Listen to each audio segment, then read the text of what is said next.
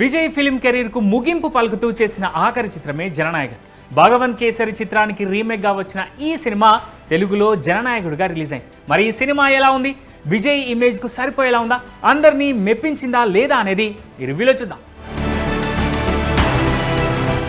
జననాయకన్ కథ విషయానికి వస్తే, మదురై జైలులో ఒక ఖైదీగా శిక్ష అనుభవిస్తున్న దళపతి వెట్రి కొండాన్ అలియాస్ విజయ్ చుట్టూ ఈ కథ మొదలవుతోంది. అప్పటికే జైల్లో వెట్రిని చంపడానికి 20 సార్లు ప్రయత్నాలు జరుగుతాయి. అయినా అతను ప్రాణాలతో బయటపడతాడు. ఆ జైలర్ శ్రీకాంత్ అలియాస్ గౌతమ్ మీనన్ సాయంతో చివరి దశలో ఉన్న తల్లి రేవతిని చూస్తాడు వెట్రి. ఈ క్రమంలోనే శ్రీకాంత్ కూతురు విజయ్ అలియాస్ మమితా బైజుతో మంచి రిలేషన్ ఏర్పడుతుంది అతనికి.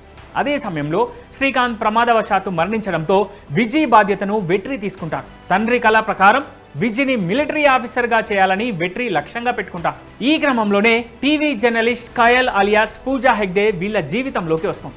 మరోవైపు ఆఫ్రికాలోని ఒక దేశాన్ని, అక్కడి ప్రభుత్వాలను శాసిస్తున్న కరుడు గట్టిన నేరస్తుడు John Himmler alias Bobby Deol భారతదేశంలో అలజడి సృష్టించేందుకు ఆయుధాలు సరఫరా చేస్తుంటాడు.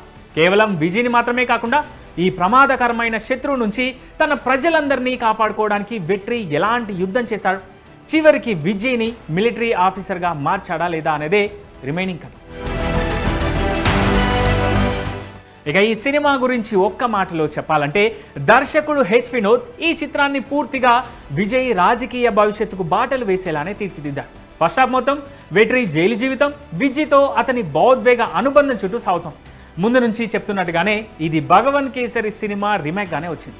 ఫస్ట్ హాఫ్ లో బాబీ డియోల్ సీన్స్ మినహాయిస్తే మిగిలిందంతా బాలయ్య సినిమా నుంచే తీసుకున్నారు.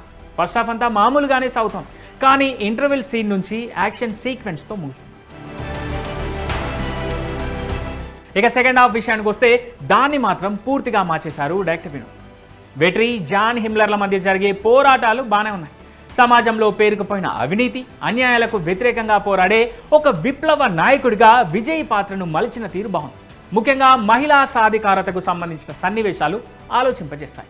కథనంలో తమిళ రాజకీయాలకు సంబంధించిన అంశాలు, ఎంజీఆర్ ప్రస్తావన, బాలకృష్ణకు ఇచ్చిన గౌరవం, అలాగే విజయ్ నిజ జీవిత రాజకీయ ప్రసంగాలను కథలో ఇమిడ్చిన తీరు అభిమానులనైతే ఆకట్టుకుంటుంది. అయితే సెకండ్ హాఫ్లో ఇమేజ్ డోస్ కాస్త ఎక్కువైనట్టుగా అనిపిస్తుంది. పొలిటికల్ మెసేజ్లపై పెట్టిన శ్రద్ధ కథలోని కొన్ని ముఖ్యమైన సన్నివేశాలపై పెట్టకపోవడం చిన్న లోపం. మొదటి సగంలో పరిచయమైన చాలా పాత్రలు రెండో సగంలో విజయ్ ప్రయాణం వెనుక మరుగున పడిపోతాయి. అయినా సరే విజయ్ మార్క్ డ్యాన్స్లు, అదిరిపోయే యాక్షన్ సన్నివేశాలు ఆయన అభిమానులకు నచ్చే అవకాశాలే ఎక్కువగా ఉన్నాయి. ముఖ్యంగా విజయ్ పాత సినిమాలను గుర్తు చేసేలా పెట్టిన యాక్షన్ బ్లాక్స్, ఆయన చెప్పిన what bro it's very wrong bro లాంటి పంచ్ డైలాగులు థియేటర్స్లో బాగానే పిలాయి. క్లైమాక్స్ మాత్రం రోబో సినిమాలో శంకర్ మాదిరి చాలా అడ్వాన్స్డ్గా ప్లాన్ చేశారు వినోద్. ఆ డోస్ కాస్త తగ్గించి ఉంటే బాగుండేదేమో అనిపిస్తుంది. చివరగా భగవంత్ కేసర్లో బాలయ్య నటన చూసిన వాళ్ళకైతే ఈ సినిమాలో విజయ్ నటన చూడడం కాస్త కష్టంగానే అనిపిస్తుంది. తమిళనాడులో మాత్రం దళపతి ఫ్యాన్స్కు ఫీస్ట్ అవుతుందేమో, కానీ మన దగ్గర బాలయ్య మార్క్ దాటడం మాత్రం కష్టమే అని చెప్పాలి. ఇది పూర్తిగా దళపతి విజయ్ వన్ మ్యాన్ షో. తెరపై కనిపించిన ప్రతి సన్నివేశంలోనూ తనదైన శైలి, చరిష్మాతో ఆయన అదరగొట్టేశారు. యాక్షన్ అయినా, డైలాగ్ డెలివరీ అయినా విజయ్ నటన బాగుంది. ఇక ప్రతినాయకుడిగా బాబీ డియోల్ తన గంభీరమైన రూపంతో, నటనతో విజయ్కు సమానమైన పోటీనిచ్చారు. హీరోయిన్ పూజా హెగ్డే కంటే విజయ్ పాత్రలో నటించిన మమితా బైజుకు మంచి ప్రాధాన్యత దక్కింది. ఆమె తన పాత్రకు పూర్తి న్యాయం చేసిందనే చెప్పాలి.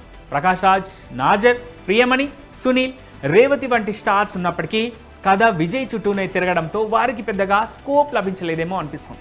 సినిమాలో వచ్చే కొన్ని ఊహించని అతిథి పాత్రలు ప్రేక్షకులకు మంచి థ్రిల్ ఇస్తాయి. అనిరుద్ రవిచంద్రన్ అందించిన పాటలు బాగున్నాయి. నేపథ్య సంగీతం ఓకే. సత్యన్ సూర్యన్ సినిమాటోగ్రఫీ ప్రతి ఫ్రేమ్ను చాలా గ్రాండ్గా చూపించింది. ఎడిటర్ ప్రదీప్ రాఘవ్ పనితీరు బాగున్నప్పటికీ 3 గంటలకు పైగా ఉన్న సినిమా నిడివి ఇంకాస్త తగ్గించి ఉంటే బాగుండేది. ఇక నిర్మాత వెంకట్ కే నారాయణ కథకు మించి ఖర్చు చేశారు. దర్శకుడు అడిగిన ప్రతిదీ ఇచ్చేశారు. దర్శకుడు వినోద్ భగవంత్ కేసరి కథలోని కొన్ని సీన్స్ తీసుకొని మిగిలింది విజయ్కు తగ్గట్టుగా మార్చుకున్నారు. ఇక ఓవరాల్గా చెప్పాలంటే జననాయకుడు దళపతి యాక్షన్ కమ్ పొలిటికల్ షో.